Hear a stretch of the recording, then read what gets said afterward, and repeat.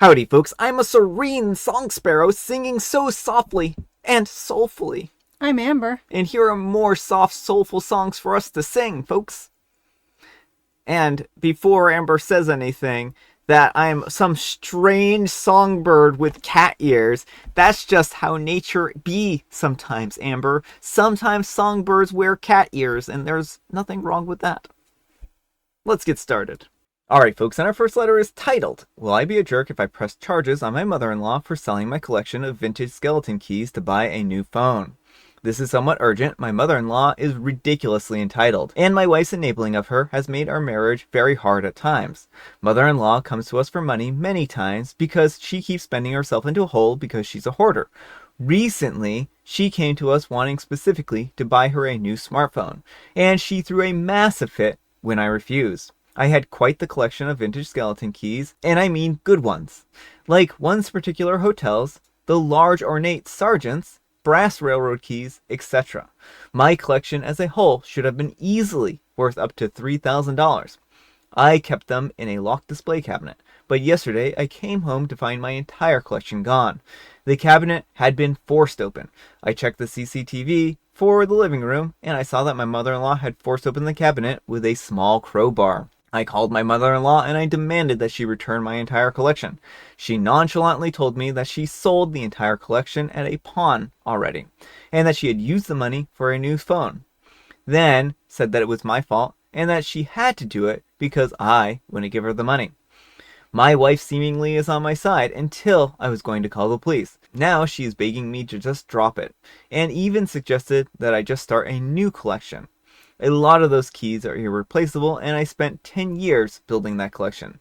Mother-in-law has been trouble in the past, but this is the first time that I know of that she has stolen from us. I need some help. Will I be the jerk if I went to the police? Edit, it hasn't even been an hour, and it's been made pretty clear to me that I'm going to be calling the police. My wife is at work right now, so she won't be able to object. Update. I texted my mother-in-law and I goaded her into admitting everything that she did, which pawn shop that she went to, and how much she sold my collection for. So now I've got plenty of evidence. I will update again on a separate post on my profile later. Alright folks, what do you think? Yeah, I don't think OP's in the wrong for reporting this, and I would also recommend contacting the pawn shop. Having the police report, the police should be able to contact them and let them know, because a lot of times pawn shops, if they accidentally buy stolen goods, the police are like, hey, you can't sell this, and then they have to turn it over. But it might also help, just to get ahead of it before anything gets sold, to just, let them know, hey, my mother-in-law stole my skeleton keys, can you not sell them? Yeah.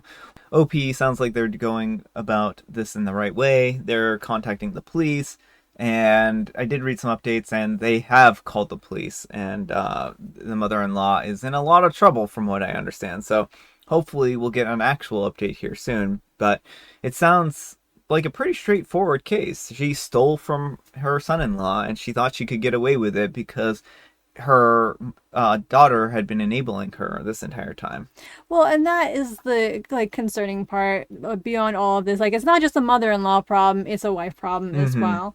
The fact that she didn't immediately side with OP, or I understand not necessarily wanting her mom to go to jail for a long time, but she should have immediately been like, okay, I'm going to go talk to my mom. We're going to get your keys back ASAP. She shouldn't have been, oh, just drop it, start a new collection. Yeah.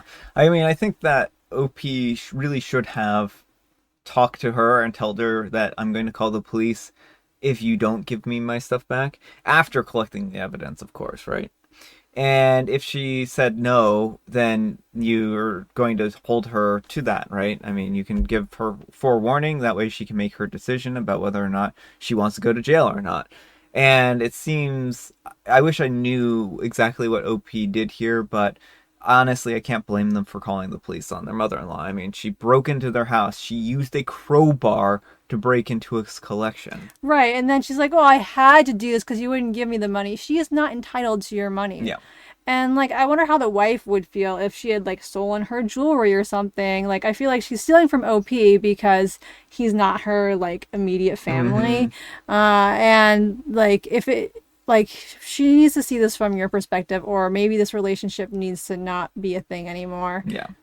Well, let me know what you folks think. So anyhow, take care and Good luck. Alright, folks, and our next letter is titled, Am I a jerk for canceling our anniversary trip because my husband drowned my terrarium? I am a 29-year-old female, and I traveled across the country to visit a company regarding an incredible job offer. I spent 2 days touring the company to decide if it would be the right fit for me, after years of self-employment.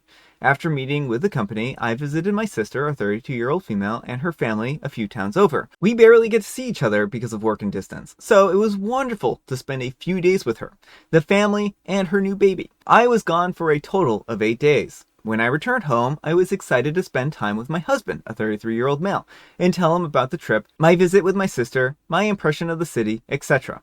We were meant to be celebrating our anniversary and decided to put off the discussion about whether or not I should accept the job offer until after our anniversary getaway. I'd arranged for us to go on a luxury train ride because he's a big train enthusiast, and we were meant to leave for the trip for 3 days after I got home. This is when the problem started. I have a very large, closed, bioactive terrarium, which I made with my mother 15 years ago. It was one of my favorite things that I have from her before she passed away. This terrarium is my pride and joy. It has come with me everywhere since we planted it. It was always super healthy and beautiful, and I've only ever had to open it 4 times to do a little bit of maintenance and watering. My husband knows all of this, which is why I don't understand why he decided to tamper with it in my absence. I didn't notice it the night that I came home because I was exhausted, but the next morning I went to check on the terrarium to find it in a terrible state. The roots were rotting and the plants were dying and molding. He told me that on the day that I left, he poured a few cups of water into the vessel and sealed it again. I was so mad that I cried, and it turned into a huge argument because it's just a plant and all you do is look at it anyways. He called me ungrateful and overdramatic, and that I should have appreciated that his intention was to help me, and that he didn't ask because he didn't want to bother me on my trip. I ended up canceling our anniversary plans, partly because I was so upset that I didn't want to go, and partly because I wanted to try and salvage the plants, and that would require some time. He hit the roof when I told him, and is now sleeping in a separate room and refusing to speak to me because, according to him, I'm being petty and trying to destroy our marriage. Am I being oversensitive about my plants? My friends are pretty evenly split and have pointed out that he was just trying to be thoughtful, however misguided it was. Alright folks, what do you think of this one? No, I don't think OP's a jerk, and I also do not think the husband was trying to be thoughtful. Unfortunately, I've seen stories like this before, and it tends to be a jealousy thing. He sees OP holding on to this terrarium, thinks she spends too much time with it, gets jealous of it, and then tries to sabotage it. Yeah, I don't know. I have a really hard time judging his motives here because I'm not in his head. And I mean, like, the trouble here that I have, the reason why I have a hard time judging it is it seems like there could be the legitimate, I was just trying to help you. But also, it's very strange that he chose this time of all times to want to help OP. Right. And I'm sure OP would have asked him to water it or something like that if she was that concerned about it. Well, that's the thing. She's had this for 15 years. I'm not sure how long they've been married for, but presumably he's seen her water it before. I know she doesn't have to water it like every day or anything. And it just, his reaction to it, the way he is like, you're overreacting. I was just trying to help. All you do is look at it. Like, it feels very dismissive. Mm-hmm. Like, if it was a genuine accident, he should have been like, I am so sorry. I thought I was helping. I tried to water them, and this is what happened. I'm so sorry. I'll help you repair them. Yeah. The fact that he doesn't, like, whether intentional or not, the fact that he wasn't immediately apologizing and trying to fix things tells LP everything she needs to know about this man. Oh, yeah. Well, I mean, I agree on all that, right? I'm just saying that I can't judge his particular motives in this case. I think that he should have been absolutely begging for forgiveness here, right? Because this was something that she truly valued, and really, you shouldn't touch other people's very, very valuable possessions without their consent, right? Like, this is one of those things where he really should have gotten explicit instructions if he wanted to do something nice for her. Killing off someone's terrarium is not a favor, right? No. And he's trying to paint it as though this was some favor. And adding in a huge amount of water into this was, again, not something that she wanted and not something that she asked. And it's very strange that he chose this time to do it, right? Well, and then over the course of the 8 days, when he saw it like floundering and dying, why didn't he do anything? Mm-hmm. Like, if it was a genuine mistake, you would think he would have been trying to fix it. Mm-hmm. Yeah, I mean, certainly it seems like that could have very well been it. But I mean, again, like, there's that old saying, never attribute malice to which can be adequately explained by stupidity, right? Because, again, like, this could have just been him being very, very dumb in this particular case, and he may not have been being malicious, but it is very, very strange to me that he chose this opportunity, is all I'm saying. Yeah, I'm still 100% on the side of did this intentionally because he doesn't like that OP still has this possession. He's jealous. Yeah, I mean, but why not destroy it sooner, right? Well, it may not have, because it sounds like OP's been working from home. She may not have been away from home, given him the opportunity. Yeah, I mean, that's fair enough. That's fair enough. But let me know what you folks think. So anyhow, take care and good luck. Alright, folks, and our next letter is titled, Am I a Jerk for Not Disclosing That the Cakes Are Dairy-Free? I'm a hobby baker and not a professional. I make cakes, cupcakes, treats for family and friends. I am also lactose intolerant. I've been used to cooking and baking dairy-free for years now, and it's just become second nature to me. Due to regular baking, I often buy bulk supplies such as dairy-free butter. In all of my baking, I use dairy-free butter, and I've never really thought anything of it. So unless there's a specific flavor that's been requested, the cakes or cupcakes are essentially dairy-free. I've never hidden the fact that I use dairy-free butter, but I've also never made a big deal of it either. Everyone always compliments the cakes, and I've never had someone say that they noticed that the cakes and icing were dairy-free.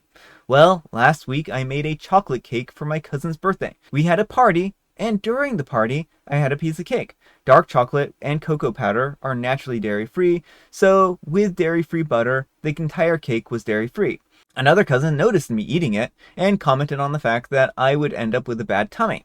When I explained that it was dairy-free, she absolutely kicked off, claiming that I was trying to force my beliefs down everyone's throat and that I should be declaring the fact that it's dairy-free.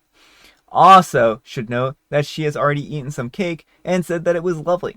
She started getting everyone involved. Some knew that I tend to do dairy-free and didn't have any issue. Others didn't know and were still okay with it. And some were just annoyed about it and said if they had known, they wouldn't have eaten the cake. Again, no one disliked the cake in any way. I got told from now on I should make sure that there's dairy in all the cakes, cupcakes, and treats, which means if it's a family event, I can't eat them. Now I'm at the point where I don't want to make anyone else's cakes anymore. This was not malicious on my part. I understand that years ago dairy-free was a massive deal and quite often the food wasn't tasty, but nowadays things have changed. It's not actually that big of a deal anymore. So am I the jerk? Should I have been telling people that most of the cakes were dairy-free? Edit to add, it's been mentioned a few times.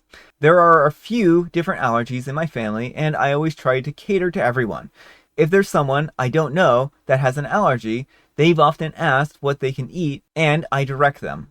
In this case, the only allergy in the cake was egg and wheat, which no one in my family were allergic to. The butter used has no main allergens. Alright folks, what do you think? Not the jerk, and that's a really bizarre request to be like, oh, you have to declare it's dairy-free. If OP served a fruit platter, would she have to declare it's dairy-free? Yeah. Like, it's just baffling to me. Like, I would again understand if it was something that a lot of people were allergic to, like, you know, maybe a soy substitute and people had like soy allergies or something like that. But if it's not allergens and it's not morally reprehensible, there's no point. It's like they're acting like she's putting arsenic in the cakes. Yeah. And that's what it seems like. She's like, why did you not tell me there was arsenic in this cake? It's like, it's just literally just dairy-free butter. I could understand it. Again, if OP knew that this person had like an allergy to something in the dairy-free butter and was maliciously putting it in there so that the person would feel sick or something like that, yeah, that would be really bad on OP. But literally, people know that OP has a dairy allergy, and they expect OP to come to this family event and not enjoy any of the cakes or cupcakes or anything like Well, that's that. what takes the cake for me, pun intended, about this whole thing. Is they're like, from now on, you have to make all your food with dairy. It's like, you don't get to make those kind of demands. Yeah. Like, OP is the one making this food voluntarily for free. It sounds like Yeah. they're using their time and energy to produce these desserts for you. And you have the audacity to be like, yeah, no, you can only bring things that you can't eat because that's what I want. Yeah. I think that OP is well within their right to stop bringing food. And when people complain about it, which inevitably they will because people don't like it when free stuff stops showing up, OP can be like, I'm sorry, I'm not going to bring my food in that I can't eat personally. And they can be like, you're selfish and whatever, but at the end of the day, they can either be like, bring in whatever you want or live without the desserts that OP brings. Choosy beggars is really what it boils down to, right? I just can't believe it. OP is doing this out of the kindness of their heart, spending money on the supplies, and here they are being like, you shouldn't have made these dairy free. Whatever. I think that OP is plenty in the right here. But let me know what you folks think. So anyhow, take care and good luck. All right, folks, it is tea time. Grab your beverages of choice. I've got some tea right here. And Amber, she has a joke. How might one ghost congratulate another? Oh, they would probably be like, beautiful. You did such a beautiful job at this award that I'm giving you. That's a good guess. What a spooktacular achievement. Oh, a spooktacular achievement. That makes sense. And we have a bookish announcement. Oh, yeah. Reader Beware, the Fear Street inspired anthology, is going to be releasing on February 17th. There's a pre-order for the ebook up on Amazon, and there will be print books as well. I don't think they'll be posted until release day, so on February 17th, there should be a print option as well if you prefer that, if anyone is interested. Yeah.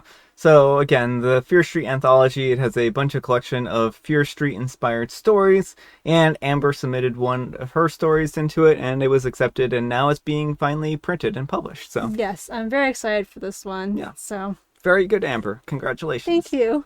And I have Earl Grey. All right, folks, that's all the time we have for today. Thank you so much for watching. Happy Friday, Junior. Happy Friday, Junior. Thanks so much for Amber for joining me today. Thank you for having me. Amber, we need some kind of moral advice and or guidance, and please have it a piece of cake.